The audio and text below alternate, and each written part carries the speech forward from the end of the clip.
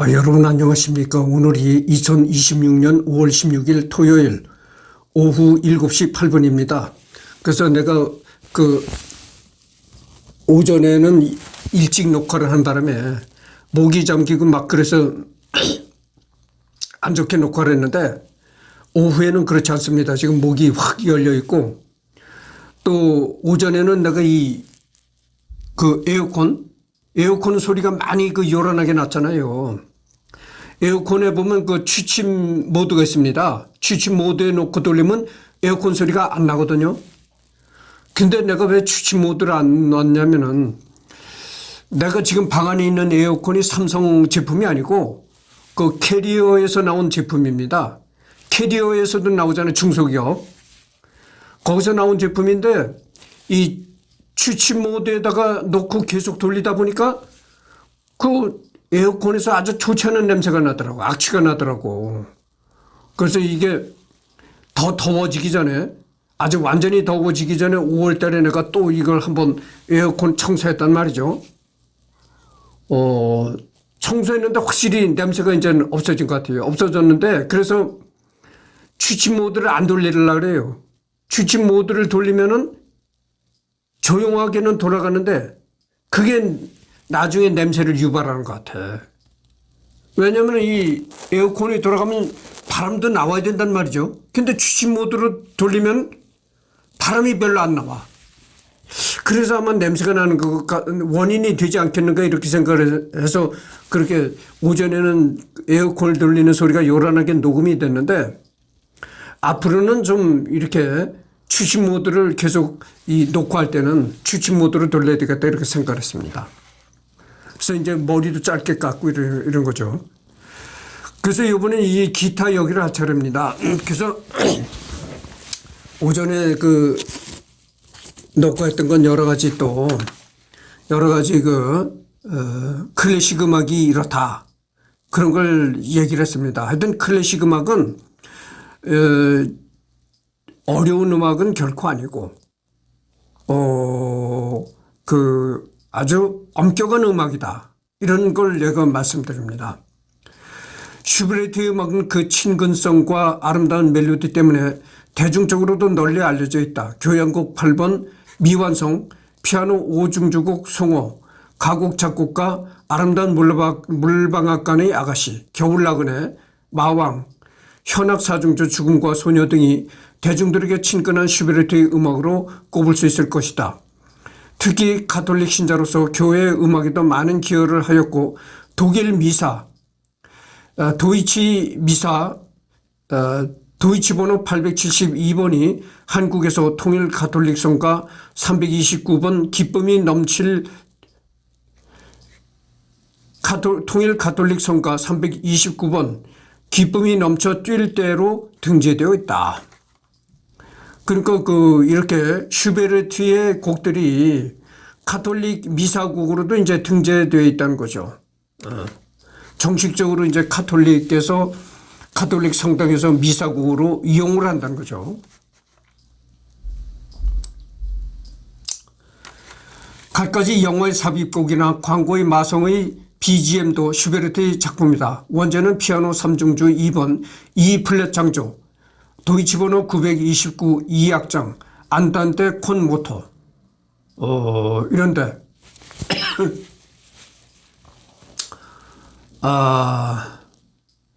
그러니까 슈베르트의 곡이 영화의 배경음악으로 쓰인 것도 많고, 그 다음에 BGM, 광고, 이런 거에도 많이 쓰였다, 이런 얘기입니다. 안단테 콘 모토. 음악에서 사용되는 용어들을 정리한 문서.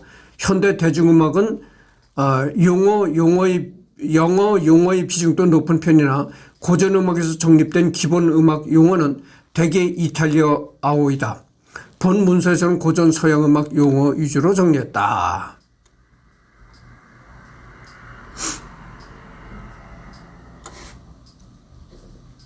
그래서 여기 나옵니다. 이제 콘몰토.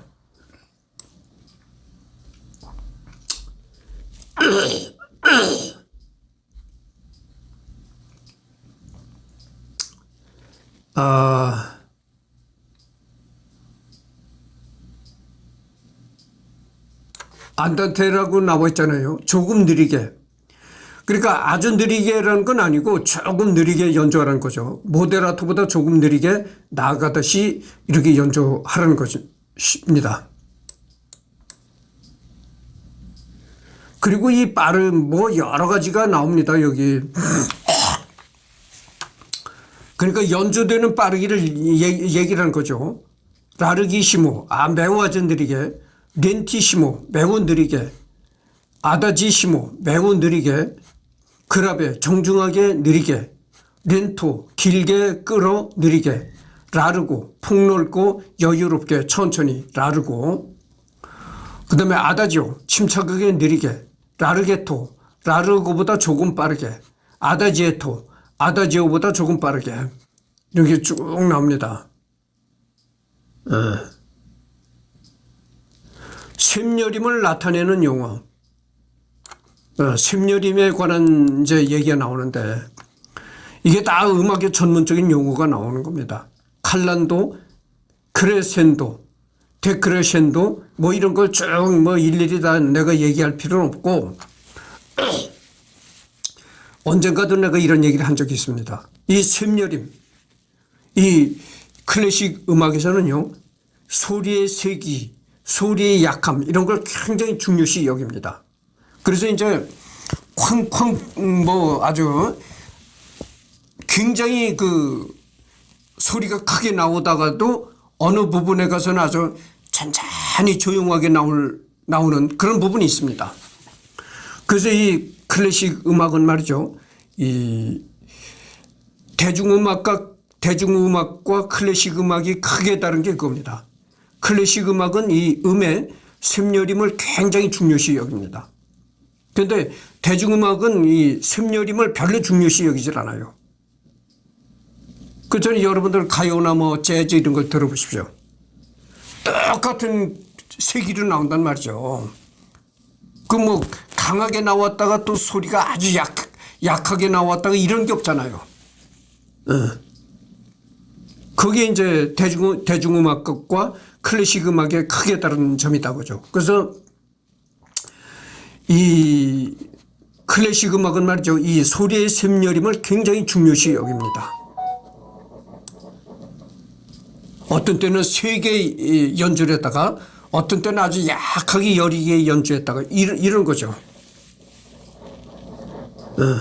그리고 뭐 여기 그 나타낸 말이라고 또 나오는데 여러 가지 얘기가 나오죠.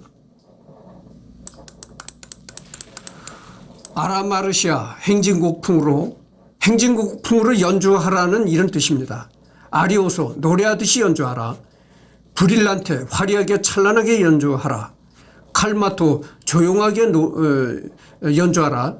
칸타빌레 노래하듯이 뭐 이렇게 나옵니다. 카프리치오소 들뜬 듯이 제멋대로.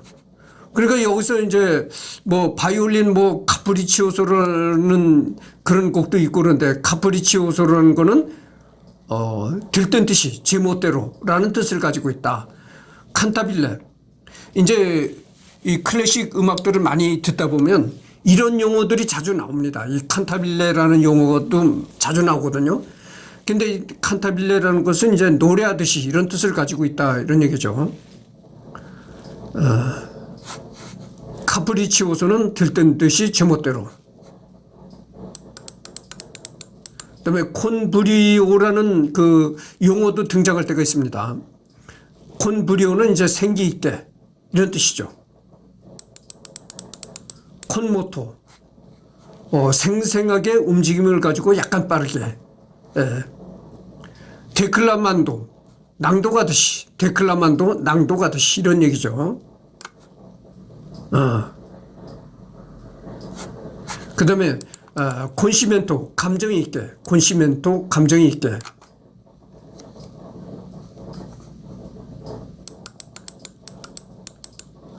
돌체 부드럽고 아름답게 돌체.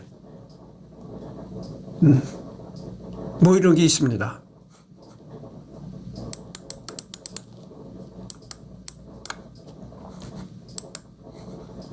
그래서 이게 이제 내가 하고 싶은 얘기가 그건데, 이 클래식 음악은 말이죠. 이렇게 제목에도 그렇고 수많은 음악 용어들이, 전문 용어들이 등장합니다. 내가 전번 시간에 그러겠잖아요. 이렇게 연주해라, 저렇게 연주해라를 아주 제목에 못 받고 있다, 이런 얘기를 했잖아요. 그러다 보니까 이렇게 이제 음악의 전문 용어들이 많이 등장한다 이거죠. 그래서 이 음악의 전문 용어들만 웬만큼 알아도 거의 전문가급 행세를 할 수 있다, 이런 얘기죠. 그만큼 용어가, 클래식 음악에서는 아주 용어가 많이 등장하는 거죠. 근데 용어가, 물론 영어도 있죠. 영어도 있지만은 대부분 이태리어로 되는 경우도 많다 이거죠.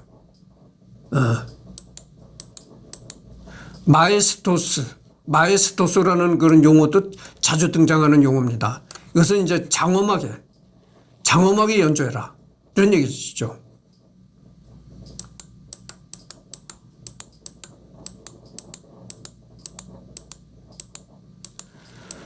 그 다음에 렐리지오소, 경건하게 연주해라. 근데 이게 어떻게 보면 이게 다 애매한 얘기들입니다. 경건하게. 그러니까 이게 물론 이런 용어의 뜻을 아는 것도 중요하지만 이게 좀 애매하다 이거죠. 그러니까 거기 여기서 지휘자의 역할이 중요시 부각될 수밖에 없다, 이런 얘기죠. 그러니까 경건하게라는 게 지휘자가 어떻게 이제 모션을 취하고 나오느냐, 거기에 이제 호흡을 맞추다 보면 경건하게 연주가 된다, 이런 얘기죠. 루스티카나, 소박하게. 그러니까 예전에 루스티카나라는 그런 용어의 제목을 가진 음악이 있어요. 카발리의 지금 내가 여기 신경 쓰다가 또 막혔는데, 카발리의 루스티카나라는 그런 곡이 있어요. 클래식 음악에. 거기에 나오는 이제 용어인데, 루스티카나라는 건 이제 소박하게. 스케르찬도라는 용어도 많이 나옵니다. 그런 이제 경쾌하고 우스꽝스럽게.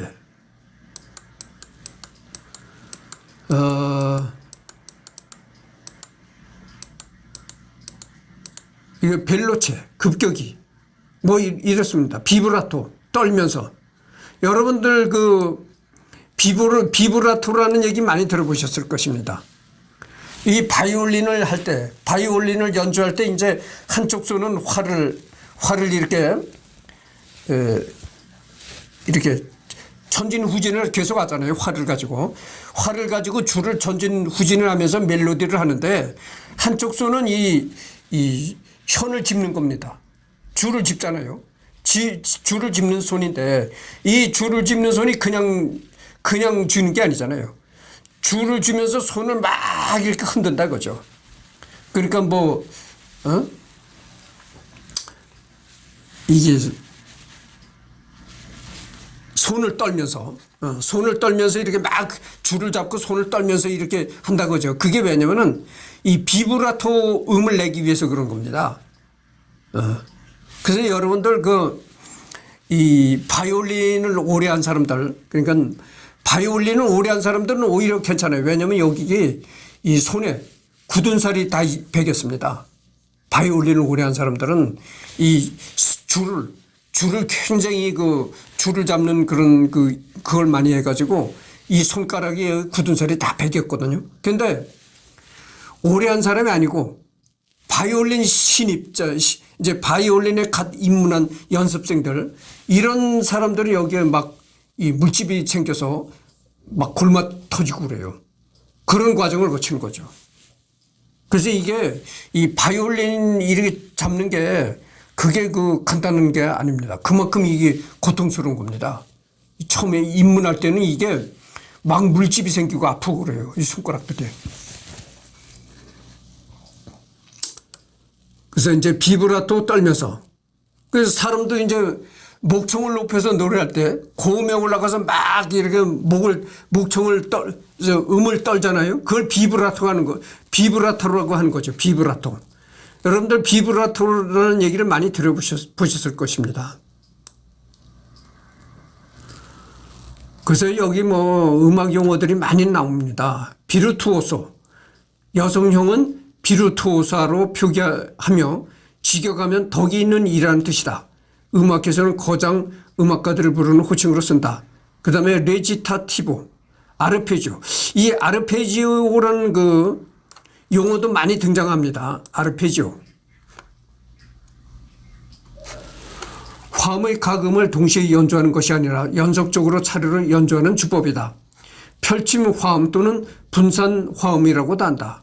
아르페지오라는 단어는 하프를 타다를 뜻하는 이탈리아어인 아르페지아레에서 유래되었다. 그래서 음높이가 차례대로 올라가거나 내려가면서 연주되는 음들의 집합을 의미한다. 현대음악에서는 트랜스 장르에서 이러한 연주법을 흔히 볼 수 있다. 아르페지오가 쓰여진 곡, 더 이상 깊이 들어가지 않겠습니다. 그래서 이제 하여튼 본래대로 돌아가서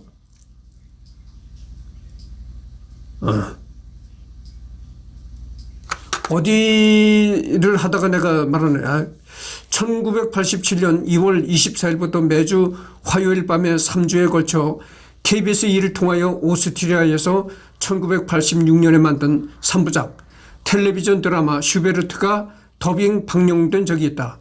1부 26살의 봄, 2부 잡히지 않는 행복, 3부 겨울 나그네란 제목으로 1823년을 무대로 이미 그 시절부터 탈모와 기억력 감퇴에 빠지면서도 가난 속의 음악을 작곡하던 그의 모습이 드라마를 통해 잘 나타나 있다. 이 드라마는 92년과 93년경에 재방영했는데 슈베르트 성우는 오세홍이었다. 원제는 내 뜨거운 눈물로 슈베르트 독일 배우 우도 자멜이 맡았다. 가곡 마왕의 작곡가에 대해서 출판사와 엮인 해프닝이 있었다. 이 사건은 슈베르트가 이 곡이 자신의 것이 아니라는 편지를 출판사에 보낸 것으로 시작한다. 그러자 슈베르트의 편지 수신이었던 독일의 음악 출판사 대표가 마왕은 슈베르트의 작품이 맞다고 주장했다. 당시 출판사는 슈베르트의 마왕 악보를 받았지만 돌려보냈는데 출판사 측의 실수로 동명이인의 손에 들어갔다는 것. 놀랍게도 동명이인은 미들 네임만 다른 프란츠 안톤 슈베르트로 당시 유명한 음악가였다. 출판사 대표는 뒤늦게 이를 알고 동명이인 슈베르트 두 사람이 만나는 자리를 마련했고 모든 오해를 풀었다고 설명했다. 이 부분은 2015년 8월 23일자 신비한 TV 서프라이즈에서 다뤘다.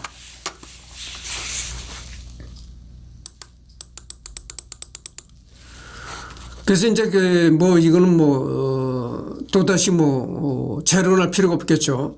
전설한 프란츠 안톤 슈베르트의 아들이자 미들네임까지 똑같은 동명이인이었던 독일 바이올리니스트 프란츠 안톤 슈베르트. 이 사람이 이제 프란츠 안톤 슈베르트 2세라고 하네요. 그러니까 프란츠 안톤 슈베르트의 아들이다 이런 얘기죠.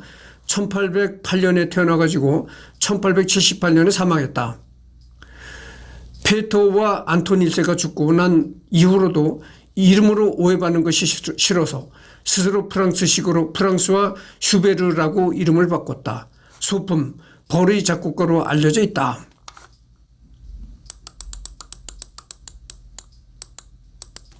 일본 애니메이션 클래식 컬로이드에서 그를 모티브한 캐릭터가 등장했다. 말 그대로 개그 캐릭터이며 루드비 판 베토벤의 빠돌이 캐릭터로 내비친다. 모차르트는 말 그대로 증오하고 있다. 2기에 들어서는 신 캐릭터인 바그너에게 말 그대로 엄청나게 눌리고 있는 불쌍한 캐릭터. 개그집에서도 등장한다. 그러니까 이게 슈베르트에 관한 게 많이 이렇게 슈베르트의 음악이 영화 음악으로도 사용됐고 광고 음악으로도 사용됐고 또 더군다나 이 애니메이션 그런 데도 사용됐다는 거죠. 그리고 개그 프로 이런 데도 슈베르트에 관한 얘기가 많이 등장했다. 이런 얘기입니다.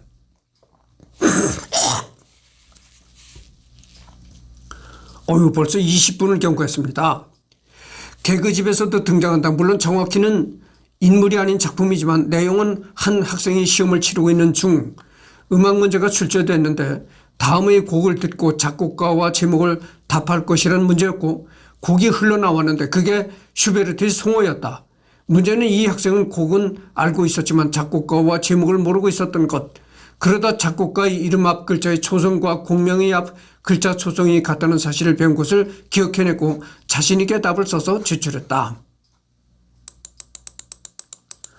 첫사랑 테레제와 존경하는 베토벤이 슈베르트 인생에서 차지하는 비중이 컸음에도 내가 여기서 또 얘기하고 싶은 게 이겁니다. 이 송호.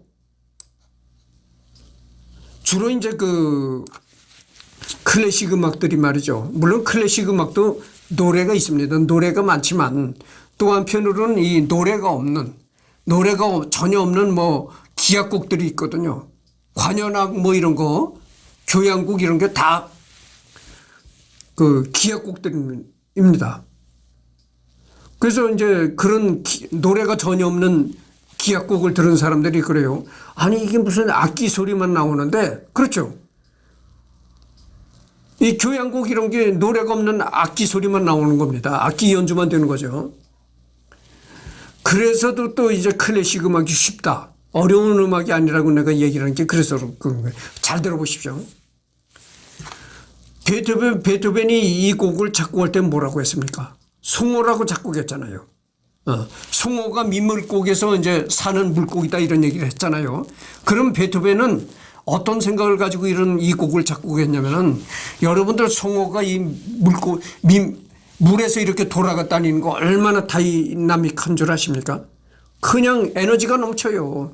그냥 팍팍팍 이렇게 아주 새빠르게 뛰면서 막 물을 휘젓고 돌아다니는 거죠.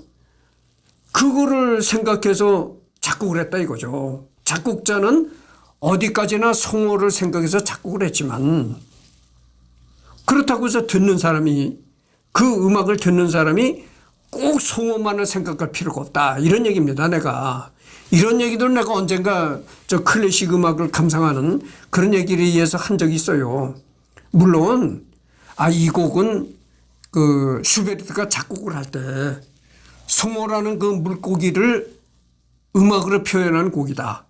이렇게 알고 들으면 금상첨화죠. 정말 거기서 더 바랄 게 뭐 있겠어요. 그러나 그거를 몰라도 된다 이거. 작곡가가 이 곡을 어떤 생각으로 작곡을 했는가 이걸 모르고 들어도 된다. 그 이유가 뭐냐면 잘 들어보십시오. 사람이 부르는 노래는 가사가 있잖아요. 가사가 있단 말이죠. 가사에는 내용이 들어있잖아요. 스토리가 들어있다 이거죠. 그러니까 노래를 들을 때는 죽으나 사나 그 가사를 생각할 수밖에 없다 그죠. 죽으나 사나 그 성악가라든지 뭐 소프라노 가수가 노래하는 그 가사를 생각할 수밖에 없다. 그렇지만 이거는 그게 아니다 그죠. 기악이라는 거는 노래가 없는 그냥 악기 연주로만 나오는 음악은 첫째가 추상성입니다. 추상성이라는 게 뭡니까? 물론 제목은 송호라고 붙어 있지만 추상적인 요소가 강하다 이거죠. 그러니까 반드시 듣는 사람이 이 작곡가는 송호를 생각해서 작곡을 했지만 듣는 사람은 반드시 송호를 생각해서 들을 필요도 없다 이런 얘기입니다. 추상적인 그 음악인데 그러니까 내가 이 클래식 음악이 쉽다고 하는 얘기가 그래서 하는 얘기예요. 오히려 어떻게 생각하면 더 쉬울 수가 있어요. 이 관현악 교향곡 이런 게 다 추상적인 곡들입니다.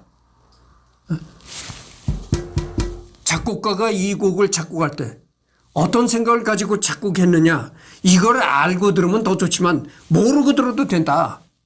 모르고 들어도 그 악기 소리를 들음으로써 자기 나름대로의 어떤 느낌을 받는다. 이게 중요한 겁니다. 여러분들 그 베토벤의 전원이라는 교향곡 있잖아요. 전원이라는 교향곡은 분명히 그 전원의 아름다움 이런 거를 이제 생각하면서 베토벤이 작곡했다고 그죠. 그러나 그거를 듣는 사람은 반드시 전원이라는 걸 생각할 필요도 없다. 이런 얘기예요. 다른 것으로 생각해도 된다. 예를 들면 이런 거요. 그 전원교향곡을 들어보면 도중에 뭐 뻐꾸기 소리 같은 것도 나오고 그래요. 그게 뭐냐면 이 악기로다가 뻐꾸기 소리 비슷하게 내는 거야. 이제 뭐 꾀꼬리 소리도 나오고 그래요. 뭐 클라리넷, 플룻 뭐 이런 걸로 이제 관악기, 입으로 부는 관악기로 이제 그런 뭐 꾀꼬리 소리 비슷한 것도 나오고 그래요. 근데 그걸 전원으로 생각하지 않고 야, 내가 요즘에 뭐 캠핑하는 캠핑족들이 많잖아요. 텐트를 하나 좋은 거 사가지고 캠핑카에다가 텐트를 싣고 아주 물 좋고 경치 좋은 데 가서 딱 텐트를 쳤는데 그때 그렇게 뻐꾸기 소리도 들려오더라. 아니 이렇게 생각해도 된다 이런 얘기예요. 내 말이 바로 그겁니다. 반드시 작곡가가 전원을 생각해서 작곡을 한 곡이라 해가지고 듣는 사람까지 꼭 전원을 생각할 필요는 없다 이런 얘기예요. 추상성이 중요시 된 거라 그렇습니다. 그래서 아니 꾀꼬리가 소리가 나와도 야 캠핑 가서 텐트를 다 멋있게 치고 있는데 꾀꼬리 소리가 들리더라. 이렇게 느껴도 된다 이런 얘기입니다. 응? 그렇게 느낀다 해서 뭐 잘못될 일이 있나요? 그렇잖아요. 그러니까 내가 주장하고 싶은 건 그겁니다. 이 송호라는 것도 슈베르트의 송호라는 것도 작곡가는 송호라는 물고기를 생각하고 작곡한 거겠지만 듣는 사람은 다른 대상을 생각해도 된다 이런 얘기예요. 그래서 이 클래식 음악이 그래서 쉬운 거라니까. 오히려 이 클래식 음악을 알고 나면요 이게 쉬운 겁니다. 클래식 음악이. 근데 이게 클래식 음악 해설 사전이라고 있어요. 해설 사전을 들춰보면 어떻게 나온 줄 아십니까? 1악장에는 누가 어떻게 가는 광경을 묘사했고 2악장은 어떤 광경을 음악적으로 묘사했고 뭐 일일이 시시콜콜 해설이 다 나온다는 얘기죠. 그걸 보고 야 클래식 음악이 진짜 어렵구나. 어렵고 이게 학구적인 음악이로구나.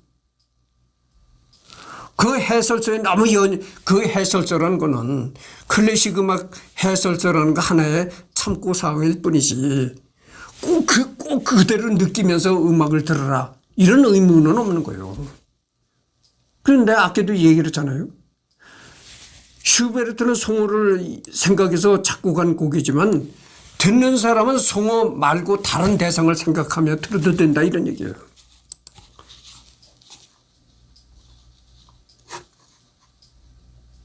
그리고 이 음악을 듣는 데는 말이죠. 이 멜로디가 어떻게 발전해 나가는가. 그거를 아주 이렇게 주의 깊게 들어보는 것도 중요해요.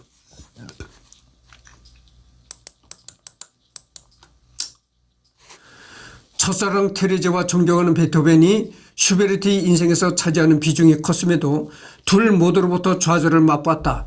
테레제와의 사랑의 경우 슈베르트의 가곡에 반한 테레제가 슈베르트에게 먼저 청혼을 했다고 한다. 그래서 두 사람은 사랑에 빠졌는데 당시 슈베르트 가곡의 대부분이 테레제와의 사랑에 대한 이야기였을 정도. 그러자 테레제 집안의 어른들은 슈베르트에게 안정된 직업만 가지면 결혼을 허락한다고 했고 마침내 어느 귀족의 후원을 받게 된 슈베르트는 테레제를 찾아갔지만 테레제는 울면서 이미 다른 사람과 결혼이 결정됐다고 이야기한 바람에 슈베르트는 첫 번째 좌절을 맛보게 된다. 그래서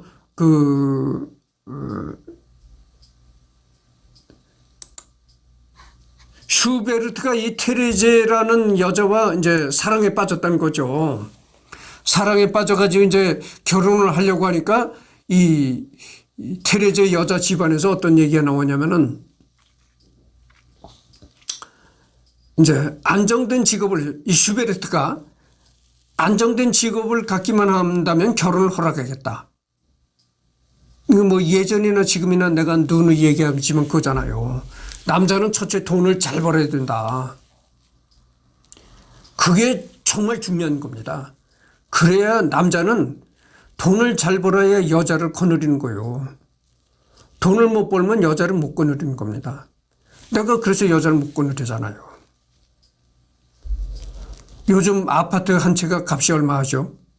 보통 한 20억 정도는 갑니다. 이 수도권의 아파트 한 30평 아파트를 마련하려고 해도 한 20억 이상은 한 5억 정도는 가져야 되라고 봐요. 그러면 그 25억 정도 하는 아파트를 마련하려면은 한 5년 내에 마련하려면 월 수입이 어떻게 돼야 되는가 하면은 월 한 세금 제하고도 순수익이 5천만 원 정도는 벌어야 되리라고 생각해요. 그래야 5년 내에 그런 집을 마련하리라고 생각합니다. 5천만 원을 받아도 힘들 거라고 생각을 해요. 그러니까 한 달에 1억 정도씩 벌어야 한 5년 벌면 그런 집을 마련할 수 있다. 이런 계산이 나오는 거예요. 그런데 한 달에 200, 300 벌으면 어떻게 되나요?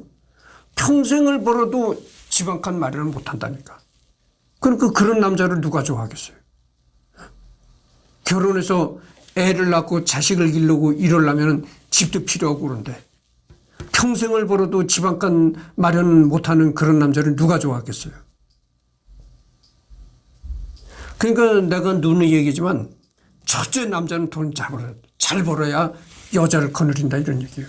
그래서 여기도 나오는데 슈베르트가 테레제를 좋아해가지고 그렇게 여자 집에 가니까 여자 집에서 그랬다는 거잖아요. 안정된 직업만 가지고 돈을 잘 벌면 결혼을 허락하겠다 이렇게 나왔다는 거잖아요. 그래서 이제 나중에 그 슈베르트가 테레제를 또다시 찾아갔었는데 그때는 이 여자가 울면서 하는 얘기가 이미 자기는 다른 남자와 결혼이 결정됐다. 이런 얘기를 했다는 거잖아요. 근데 그 다른 남자라고 얘기한 게 누구였었냐면 그게 이제 빵집 주인이었다는 거죠. 빵집을 운영하는 빵집 사장이었다는 거죠. 아마 그때는 1700년대만 해도 그 유럽에 빵집을 하면 아마 돈을 잘 벌었던 모양이지. 지금은 빵집이 별 볼 일 없어요. 빵집 해가지고 돈 번다는 사람 봤어요? 잘해야 그저 먹고 입에 풀칠만 하고 살아도 괜찮은 거예요. 입에 풀칠도 못하는 사람이 대다수예요. 그래서 가게 문 닫아치고 그러잖아요. 여러분들 그 대전역에 가면 그 성심당이라는 빵집 있잖아요. 거기는 1년에 한 몇백억씩 매출을 올리나 봐. 그거는 대한민국에서 최고 잘 나가는 빵집이고 대다수의 빵집은 임대료도 못 낸다니까. 가게세도 못 내요. 근데 이때는 아마 그 빵집이 잘 됐었던 모양이죠. 두 번째 저자는 바로 베토벤. 슈베르트는 베토벤과 2km도 안 되는 거리에 살고 있었지만 투기에 소심하고 내성적인 성격 탓에 자신의 우상 베토벤을 만날 엄두조차 내지 못했다. 그러니까 슈베르트와 베토벤이 2km도 안 되는 그런 거리에서 살았다는 거예요. 그러니까 얼마나 가깝게 살았습니까? 그런데도 불구하고 슈베르트가 성격이 내성적이라 베토벤의 집을 찾아가 본 적이 없다는 거예요. 그러다가 사람들이 주소를 마친 후에 베토벤을 만나게 되는데 당시 베토벤은 이미 병세가 심하게 악화돼 오늘 내일 하고 있는 상태였다.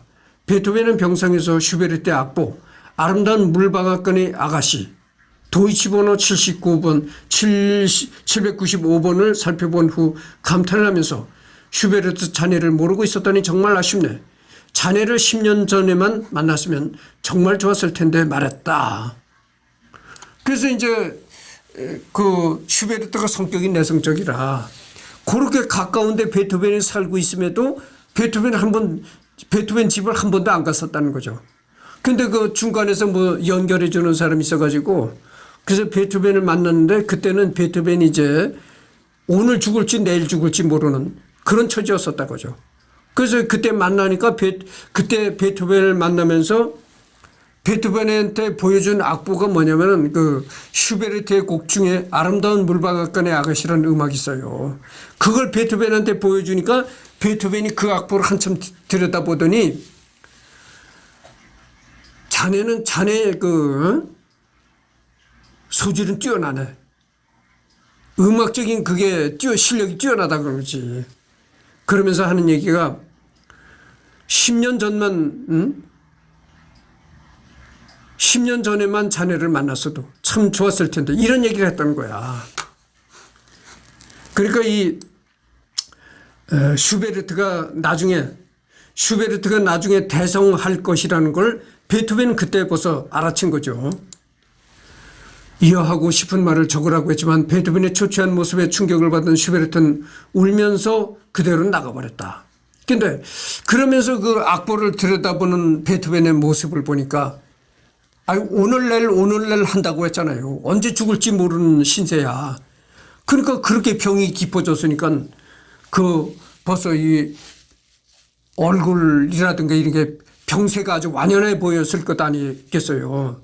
아주 사람이 못 쓰게 된 거지. 그러니까 너무 이렇게 몰골이 처참해져 있으니까 그 슈베르트가 눈물을 흘리면서 그냥 뛰쳐나왔다고 하죠. 일이 있은 후 일주일 뒤에 베토벤은 결국 회복하지 못하고 세상을 뜨고 만다. 이후 슈베르트도 베토벤이 죽은 다음 해에 죽었고 베토벤과 같은 묘지에 안장됐다. 여담으로 슈베르트가 눈을 감기 직전 곁에 있던 그 형이 슈베르트에게 가족들이 내 곁에 있으니 걱정 말라 라고 말했으나 슈베르트는 하지만 여기엔 베토벤이 없어 라는 유언을 남기고 죽었다고 한다. 비록 소심했던 탓에 그에게 말 한마디 제대로 건네지도 못했지만 그게 아깝고 후회되긴 한 듯.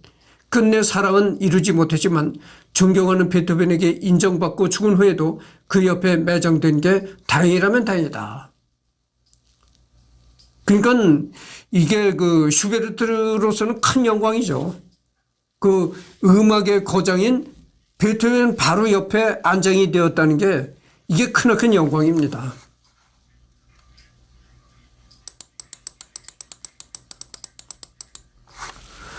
13세 때인 1809년 나폴레옹이 빈 근교의 바그람을 침공한 바그람 전투가 발발하자 이에 빡친 슈베르트는 학우들을 선동하여 오스트리아군에 참전하려고 했으나 교장의 만류로 무산되었다는 설이 있다. 당시 나폴레옹의 포격에 슈베르트의 모교도 피격되어 일부 부서져서 빡친 거라고 그런다. 슈베르트는 내성적이고 착한 성격과 동시에 우울함과 절망으로 인한 히스테리도 함께 지닌 다소 모순된 성격의 인물이었다. 당대 주위 사람들이 보기에는 외모가 못생긴 축이었고 곱슬 머리에 숏다리에다가 156cm 단신이라 여자들에게도 별로 인기가 없었다고 한다. 내가 언젠가 이런 얘기를 한 적이 있습니다. 서양에도 예전에는 사람들이 작았었다고 내가 얘기한 적이 있어요. 여러분, 베토벤이 170을 넘지 못했습니다. 베토벤 키가 156에서 168, 165에서 168 사이라는 겁니다. 그러니까 베토벤도 170을 넘지 못했고, 또 모차르트도 그런 수준이었다고 그죠. 그런데 이 슈베르트는 그거보다 더 작았다 이거죠. 그 슈베르트가 여기 나오잖아요. 156cm의 키라고. 근데 그 핸델이 있어요. 핸델. 그 바로크 시대의 핸델이라는 작곡가는 컸습니다. 그 바로크 시대의 핸델은 180이 넘어갔다래요. 키가. 그리고 바흐. 바로크 시대에 또 바흐가 있잖아요. 바흐도 키가 180이 넘었다래요. 그러니까 바흐, 핸델은 컸는데 베토벤, 모차르트 그거보다 슈베르트는 더 작았다 이런 얘기죠.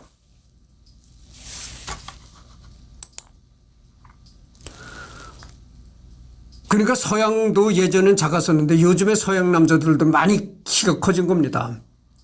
그게 내가 언젠가도 얘기했지만 그게 꼭 먹는 거에 관계된 있는 게 아니에요. 먹는 거 먹는 거를 잘 먹는다고 키가 큰 것이 아닙니다. 그래서 언젠가도 내가 이런 얘기를 했지만 그 페니실린이 발견되고 나서 뭐 그거를 사용함에 따라서 사람 체형이 커졌다. 이렇게 주장한 그 의사가 있었다고 내가 얘기를 했잖아요.